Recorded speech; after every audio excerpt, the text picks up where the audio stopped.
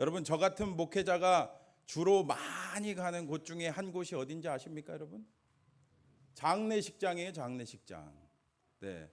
언젠가는 한 해에 몇 번 갔나 세 보니까 40번 갔더라고요. 40번.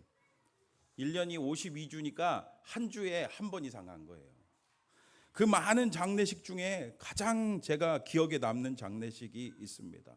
2005년부터 제가 전도사 사역을 시작했거든요. 근데 제가 처음 한 사역이 뭔지 아시겠죠? 장례식 참여하는 거예요. 주중에 담임 목사님하고 미팅하고 돌아오는 주일부터 인사하고 사역을 하자고 했어요. 그런데 금요일 밤에 부목사님한테 전화가 온 거예요. 토요일 날 아침 일찍 오라는 겁니다. 왜요? 장례 발인 예배에 참석하라는 겁니다. 제가 좀 내성적인 성격이거든요. 여러분 아시죠?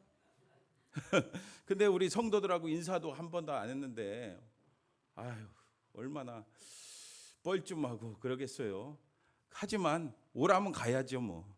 그래서 갔습니다. 근데 그 장례식이 누구의 장례식이었냐면은 박 장로님 아들의 장례식이었어요. 군대를 막 제대한 20대 청년이었는데 처음에 감기인 줄 알고 병원에 갔는데 몸이 점점 안 좋아지는 거예요. 시름 앓다가 그만 이 세상을 떠나고 말았어요. 정말 멀쩡했던, 군대도 갔다 왔으니까 얼마나 멀쩡하고 튼튼한 청년입니까? 그리고 앞날이 창창한 그 청년이 갑자기 그렇게 이 세상을 떠나게 됐으니까 얼마나 기가 막히고 슬프겠습니까? 저만 슬픈 것 같아요. 네, 얼마나 그날 많은 사람들이 우는지, 얼마나 그냥 목사님이 이제 예배 인도하잖아요. 근데 시종일관 계속 울더라고요. 계속 그 화장터에 가서도 계속 울고, 제가 그때 아는 사람 하나도 없었잖아요. 얼마나 제가, 그런데 그 청년을 한 번도 본 적이 없거든요. 그러니까 사실 다 울고 있는데 제가 억지로 울 수도 없고 또 안 울 수도 없고 엄청 뻘쭘했던 기억이 납니다. 그리고 제가 사역하면서 참석했던 많은 장례식 중에 가장 슬펐던 장례식이었어요. 여러분 그렇습니다. 아무리 사람이 이 세상에서 행복하게 살고 또 예수님 믿고 천국에 갔어도 사랑하는 사람과 이별은요 너무너무 슬픈 일이죠. 더군다나 앞날이 창창한 청년의 죽음 얼마나 슬픈 일이겠습니까? 이 슬픔은 동서고금 다 마찬가지입니다. 그래서 예수님 당시 유대인들은요, 사람이 죽으면은 그에 대한 장례를 한 가정, 한 집안의 장례로 끝난 것이 아니라 온 마을의 장례로 치렀습니다. 우리나라도 요즘에는 조금 달라지긴 했지만 과거에는 그랬잖아요. 제가 시골 출신이라 제가 서울 사람 같죠? 근데 시골 출신이에요. 충남 서산시 대산읍이 저희 고향입니다. 오지리가 저희 고향인데, 마을에 장례가 나면요 마을 사람들이 다 모였어요. 저희 어머니 같은 경우는 음식하는 거 도와주고, 저희 아버지는 그 상여, 여러분 아세요? 상여 매는 거를 함께 도와줬습니다. 그리고 저는 그 뒤를 따라가면서 구경했던 기억이 납니다. 근데 여러분 이렇게 돕는 이유가 무엇이겠어요? 당시 사람들은요 장례를 돕는 것이 사람이 베풀 수 있는 선행 중 최고로 여겼습니다. 사람의 도리라는 거죠. 그래서 예수님 당시 사람이 죽으면 마을의 모든 사람들이 자신의 하던 일을 다 멈추고 그 장례에 참여했어요. 마을 사람들이 이 장례위원회를 만들어서 다 참여했다고 합니다. 그리고 우리나라는 보통 며칠 장합니까? 3일장 하잖아요. 하지만 이스라엘 땅은요, 여러분 가보신 분들은 알겠지만 우리나라보다 어때요? 덥잖아요. 온도가 높다 보니까 이 시신이 빨리 부패해요. 그래서 고인이 임종한 지 하루 만에 24시간 안에 장례를 치르도록 했습니다. 그래서 시신을 세마포로 뚫뚫뚫 말아갖고 그렇게 수의를 입힌 후에 우리나라처럼 나무관을 사용하는 것이 아니라 갈대로 엮은 들것에 시신을 뉘은 채 굴에다가 시신을 안치했습니다. 이렇게 하루 만에, 여러분, 하루 만에 장례식을 치른다니 얼마나 더 슬프겠습니까? 더군다나 오늘 성경을 보니까 그 죽은 자가 누구래요? 우리 12절 말씀 보세요. 12절 말씀 같이 읽어볼까요? 시작. 성문에 이는 한 어머니의 독자요 그의 어머니는 과부라 그 성에 많은 사람도 그와 함께 나오거늘. 아멘. 장례위원들과 운구하는 사람들이 죽은 청년을 메고 나오고 있었습니다. 그런데 그 죽은 자의 어머니가 여러분 누구래요? 과부라고 하고 있습니다. 여러분, 죽은 사람의 어머니는 과부 곧 남편을 먼저 떠나보낸 사람이었습니다. 여러분, 우리 사람에게서 가장 큰 스트레스가 뭔지 아시죠? 배우자 사별하는 거예요. 거기다가 그 당시 사회에서 남편이 죽은 뒤 홀로 된 여자는요, 그 사회에서 가장 불쌍한 사람으로 여겼습니다. 요즘에는 여러분 여자분들 일하시는 분들이 많죠? 네. 그런데 그 당시에는요, 여자분들은 일하지 못했습니다. 그냥 집안일만 할 뿐이었어요.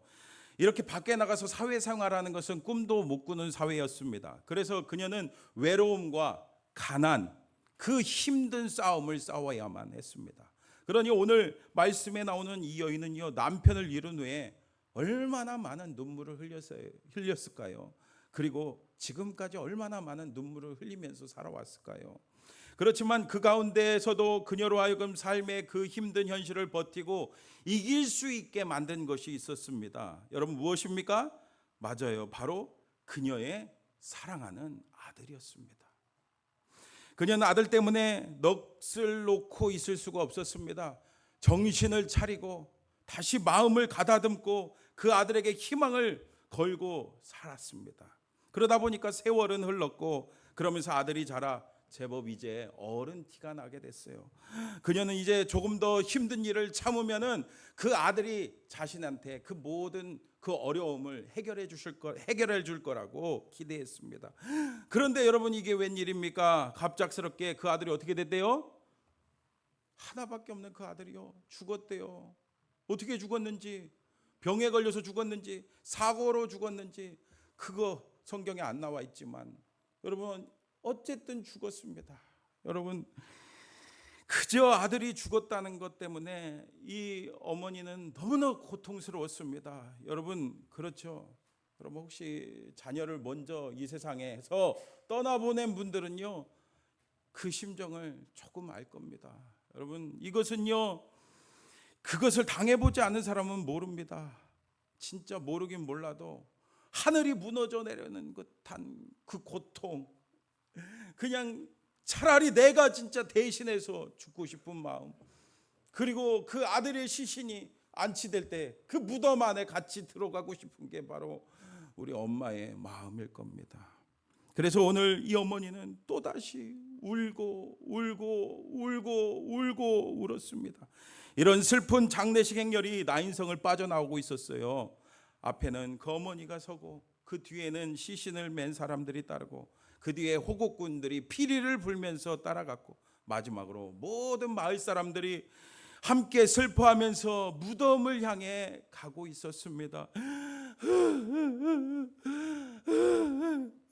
아이고. 그런데 여러분, 바로 그때였습니다. 아들을 잃은 여인과 마을 사람들이 생각지 못한 또 하나의 행렬이 그들을 마주보고 오고 있었습니다. 여러분, 누굽니까? 우리 11절 말씀 또 같이 읽어볼게요. 시작. 그 후에 예수께서 나인이란 성으로 가실새 제자와 많은 무리가 동행하더니. 아멘. 바로 누굽니까? 예수님과 예수님의 제자와 예수님을 따르는 많은 무리들이었습니다. 이렇게 죽음의 행렬과 주님의 행렬이 마주치게 되었습니다. 죽음과 주님이 만났습니다. 여러분, 그때 과연 무슨 일이 벌어졌습니까? 예수님께서는 슬프긴 하지만 한편으로 불길한 그 행렬을 피해서 가셨습니까? 이 죽음의 행렬을 보신 예수님께서는 아, 불쌍하다 하면서 그냥 목례만 하고 지나가셨습니까? 아니면은 예수님 바쁘시잖아요. 그러니까 바쁜 일정 때문에 그냥 지나가 버리셨습니까? 예수님께서는 이 장례 행렬과 그 중심에 있는 누구를 보셨어요? 과부를 정확히 보셨습니다. 그리고 그 과부의 우는 모습을 보시니까 여러분 어떤 마음이 들겠어요? 불쌍한 마음이 드는 거예요. 그래서 그 과부에게 우리 예수님께서는 다가가셨습니다. 여러분 마찬가지로 우리 주님께서는 지금 우리를 보십니다. 우리 주님께서는 우리의 슬픔을 보십니다. 우리의 아픔을 보십니다. 우리의 어려움을 지금 보고 계십니다. 그리고 우리에게 불쌍히 여기시는 거예요. 그래서 이 과부에게 말씀하십니다. 여러분 뭐라고 말씀하십니까? 울지 말라. 그리고 나서 예수님께서는 그 과부의 아들의 시선을 쌓고 있는 그 처녀의 손을 대셨습니다. 그리고요 그 자리에서 누구도 상상할 수 없는 그 말씀을 하시죠. 뭐라고 합니까? 청년아 내가 네게 말하노니 일어나라. 일어나라. 시신에게 말을 건네는 거예요. 그 주변에 있는 사람들이 깜짝 놀랐을 거예요. 왜 죽은 사람한테, 완전히 죽어서 지금 무덤을 향해 가고 있는 사람한테 뭐 이렇게 말을 건네나. 사람들이 깜짝 놀랐습니다. 하지만 그것보다 더 깜짝 놀랄 일이 벌어졌어요. 놀라운 일이 벌어졌습니다. 여러분 뭡니까? 맞아요. 예수님께서 말씀하시자 예수님께서 일어나라 하니까 그 완전히 죽어있던 그 청년이 벌떡 일어났습니다. 벌떡 일어나갖고 막 말을 하는 거예요. 정말 기적이 일어났습니다. 여러분 그렇습니다. 이렇게 예수님께서 여인에게 울지 말라 하신 이 말씀은요 단순히 위로의 차원에서 그냥 빈말로 하는 말씀이 아니었어요. 달리 할 수 없어서 하신 말씀이 아니었어요. 여러분 이렇게 정말 우리 예수님께서 말씀하시면요 눈물이 그냥 울 원인이 사라집니다. 우리의 눈물을 씻어 주실 뿐 아니라 우리가 울게 만드는 그 원인까지 해결해 주실 수 있는 분이 바로 우리 예수님인 줄 믿습니다. 그 눈물이 기쁨이 되고 웃음이 되고 완전한 즐거움이 되었어요. 여러분 그렇습니다. 이렇게 예수님은요 흐르는 눈물만 닦아주시는 분이 아니에요. 사실 위로는 누구도 할 수 있어요? 저와 여러분들도 할 수 있잖아요. 사람들도 얼마든지 울지 마 이제 그만 울어 이렇게 힘내 이러면서 위로해 줄 수 있어요. 그런데 우리 예수님께서는 그것을 넘어서 우리의 눈물의 근원을 바꿔주십니다. 해결해 주십니다. 근데 여러분 오늘 말씀의 11절을 다시 한번 잘 보세요. 11절 같이 다시 한번 읽어볼까요? 시작. 제자와 많은 무리가 동행하더니. 아멘. 오늘 말씀 배경이 어디예요? 나인성이죠. 근데 나인성을 소개하면서 그냥 나인성이라고 하면 되죠. 그런데 어떻게 소개하고 있어요? 나인이란 성. 이게 뭔가 나인이라는 뜻에 뭔가 있을 것 같죠? 여러분 나인의 뜻이 뭔지 아십니까? 기쁜, 즐거운 이런 뜻이에요. 근데 여러분 왜 누가복음의 저자 누가는 이렇게 나인 강조하는 걸까요? 여러분 생각해 보세요. 지금 우리가 살아가는 세상은 겉으로 보면 정말 나인 말 그대로인 것 같습니다. TV를 보세요. TV 프로그램 보면 죄다 웃기는 거죠. 영화나 드라마도 항상 뭐가 들어있어요? 웃기는 게 들어가야지 흥행하잖아요. 그렇죠? 그리고 명강사도 웃겨야 되고 또 심지어 목사님들도 중에도 웃기는 목사님이 저도 좀 웃기나요? 웃기는 목사님들이 좀 인기가 있잖아요. 요즘에 유튜브 여러분 많이 보시죠? 예, 유튜브도 뜨려면 어떻게 해야 돼요? 재밌고 웃겨야 돼요. 즐거워야 돼요. 여러분 정말 그야말로 이 세상은요 웃기는 세상입니다. 웃기는 세상이에요. 그래서 정말이지 즐거움과 기쁨이 넘치는 것 같아 보입니다. 그러나 여러분들한테 묻고 싶습니다. 여러분 진짜 기쁘고 정말 웃깁니까? 여러분 정말 즐겁습니까? 여러분 이렇게 세상이 자꾸 웃기고 즐겁고 행복하려고 노력하는 이유가 뭐예요? 그 이면이 뭐예요? 여러분 그 이면에는요, 사람들의 마음을 들여다보면은 그 마음에 고통과 슬픔과 아픔과 근심과 걱정이 가득하기 때문에 그것을 잠시 잊어보려고 하는 거예요. 잠시나마 없애보려고, 잊어버리려고 이 웃음을 찾고 유머를 찾는 겁니다. 오늘 말씀에 나온 이 나인이라는 입구에서 만난 사람도 마찬가지죠. 나인이라는 성의 이름은 즐겁고 행복한 도시입니다. 그러나 그 성의 입구에서 만나는 것이 뭐예요? 바로 죽음, 슬픔, 아픔입니다. 괴로움입니다. 그 성의 입구에서 인생의 한계, 우리 인생의 한계와 한숨을 마주할 수 있습니다. 하지만 오늘 말씀처럼 우리 주님께서는 이런 인생의 한계를 가지고 있는, 슬픔과 고통과 아픔이 있는 우리들에게 어떻게 하세요? 찾아오십니다. 찾아오시는 줄 믿습니다. 여러분 지난 24일에 전원일기에서 일용엄니로 유명하신 여러분 김수미 집사님이 돌아가셨죠? 이 세상을 떠나셨어요. 여러분 이분이 어디 가셨을까요? 이제 아멘. 그녀가 이 세상을 떠나기 전에 이런 제목으로 간증을 했어요. 여러분 잘 들어보세요. 진작에 알았다면, 진작에 알았더라면, 이런 제목이었어요.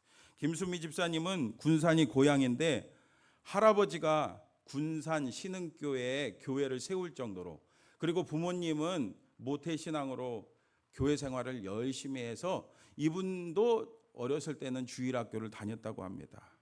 근데 이분이 5남매 중에 막내인데 워낙 똑똑했대요. 똑똑하면 그 당시에는 어디 보냈습니까? 서울로 유학을 보냈어요. 서울로 유학을. 그래서 서울에서도 공부를 잘해서 1등하고 서울시 글짓기 대회에서 장원상 받았대요. 하지만 서울에 오니까 중학교 되면서 서울에 왔는데 그때부터 교회를 안 다녔어요. 그렇게 시간이 지나서 고3 때 봄에 엄마가, 가을에 아버지가 돌아가시게 됐습니다. 너무너무 슬프겠죠. 그런데 고3은 뭐가 다가옵니까? 대학 가는 게 다가오잖아요. 그래서 그 공부하느라고 슬퍼할 겨를도 없었다고 합니다. 어쨌든 공부 열심히 해서 서강대학교 국문학과에 합격했습니다. 하지만 그 당시 그 등록금이 26만 원이었대요. 26만 원. 그런데 친척들이 좀 잘 살아서 도와줄 줄 알았는데 하나같이 거절하는 거예요. 그래서 등록할 시간을 놓치고 말았습니다. 어떻게 하지? 하고 있었는데 그때 그 서강대 이근상 교수님이 MBC에 자신의 제자가 PD로 있다고 탤런트 시험 보라고 한번 보라고 이렇게 권유를 하는 거예요. 그래서 그 말을 듣고 가서 시험을 봐갖고 합격을 했습니다. 그렇게 연예계 생활을 시작했어요. 그러나 예나 지나 지금이나 연예계 생활은 어때요? 참 어렵죠. 쉽지 않죠. 부모님을 일찍 여였기 때문에 그 어려움, 외로움, 공허함 그녀에게는 많이 있었습니다. 그래서 빨리 결혼하고 싶었대요. 그래서 어떤 남자를 소개받아서 만났는데 그 남자는 마음에 안 들어요. 근데 그 어머니가, 그 시어머니죠. 시어머니가 이렇게 말했대요. 내가 엄마처럼 해줄게. 엄마처럼. 어머니를 일찍 여여서 항상 어머니에 대한 그 그리움이 있었기 때문에 그 말을 들으니까 내가 이 남자랑 결혼해야겠다 해서 결혼을 했는데 역시나 그 남자는요, 그 남편은요 아주 힘들게 했습니다. 아들 하나 낳고 딸 하나 낳고 살긴 살았지만 너무너무 힘들었습니다. 왜냐하면 남편은요 그렇게 노는 걸 좋아했대요. 노느라고 집에 잘 들어오지를 않았대요. 그러다 보니 마음의 병이 찾아왔어요. 공황장애, 우울증이 찾아왔습니다. 더군다나 시어머니까지, 자신을 사랑해 주었던 그 시어머니까지 돌아가시니까 그때부터 매일매일 술을 마시기 시작했습니다. 소주를 그냥 괴짝채 집에다 사놓고 매일매일 술을 마셨대요. 매일매일 그 공허함을 달래려고 그렇게 술을 마셨대요. 그리고 이분이요, 여러분 아시다시피 욕쟁이 할머니로 유명하잖아요. 욕쟁이. 근데 실제로도 이분이 그렇게 짜증을 잘 부리고 까칠한 성격이었다고 합니다. 그러다가 7년 전 우연히 하와이에 사시는 권사님이 이분의 사정을 알고 내가 우리 김수미 씨를 위해서 기도할게요 하고서는 100일 작정 기도를 했어요. 그리고 100일 작정 기도했는데 안 돌아오시는 거예요. 그래서 200일 작정 기도를 하는데 더 이상은 못하겠다, 하나님 알아서 하시라고 포기하려고 할 때 어느 날 이 김수미 집사님이 또 그날도 아침 새벽같이 일어나갖고 뭐 하겠어요? 맞아요, 소주 딱 뜯어갖고 한 잔을 딱 마셨는데 그냥 이게 왜 이거 맛이 왜 이래 이거 하고서는 그냥 그 술을 던져버렸대요. 그리고 나서 술 보기도 꼴보기도 싫어졌다고 합니다. 그렇게 그녀는 교회를 나가기 시작했습니다. 그래서 교회에 앉아서 이제 예배 드리는데 그날 찬양을 하는 거예요.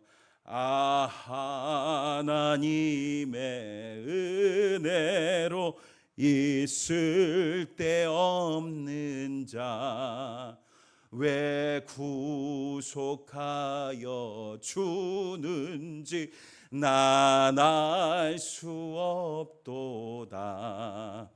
내가 믿고 또 의지함은 내 모든 형편 아시는 주님 늘 보호해 주실 것을 나는 확실히 아네.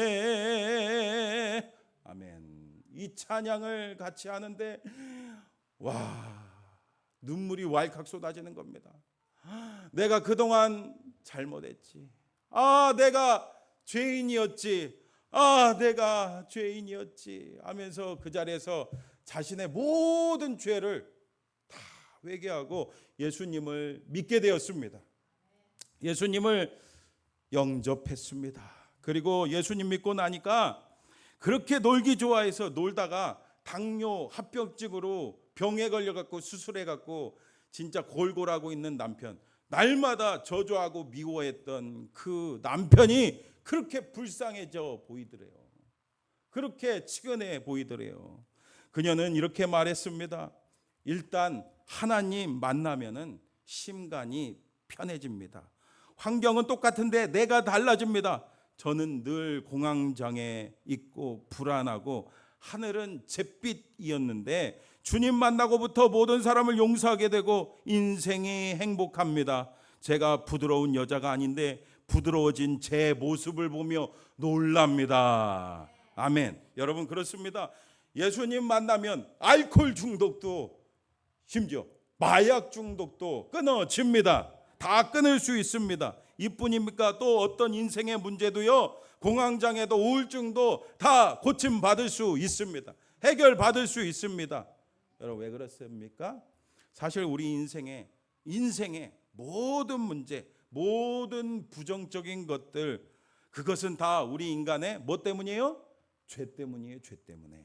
그리고 무엇보다 우리 인생의 가장 큰 어려움, 문제 뭡니까? 이 죽음. 이 죽음조차도 다 죄 때문이에요. 그런데 이 죄의 문제를 해결하신 분이 있어요. 여러분 누구십니까? 맞아요. 너무 잘하시네. 예수님입니다. 예수님은 이 땅에 우리를 위해서 오셔서 우리 대신에 십자가에서 못 박히셔서 고통당하시고 십자가에서 죽으셨습니다. 우리의 모든 죄를 다 짊어지시고 예수님은 십자가에서 돌아가셨어요. 그리고 3일 만에 부활하셨어요. 그래서 예수님을 믿고 회개하면요, 우리는 진짜 이 세상에서 여러분 진짜 누리시기를 바랍니다. 뭘요? 진짜 평안과 진짜 행복, 진짜 즐거움을 누리시기를 주님의 이름으로 축복합니다. 그래서 이렇게 우리 예수님은 우리의 눈물을 닦아주실 뿐 아니라 눈물의 근원까지 해결해 주실 줄 믿습니다. 앞서 말씀드린 그 청년의 아버지 박 장로님 댁에 장례를 치른 후 딱 1년 후에 추모 예배 드리러 갔어요. 예배를 드리고 이 장로님이 그러시더라고요. 이제 그만 슬퍼하렵니다. 우리 아들 하나님 아들이죠. 우리 아들 하나님 아들이죠. 천국에서 만날 거예요. 이런 말씀을 하시는 그 모습이 지금도 생생하게 제 뇌리에 남아 있습니다. 여러분, 그렇습니다. 여러분, 아직 예수님 믿지 않는 분들이 있다면은 꼭 예수님 믿으시기를 바랍니다.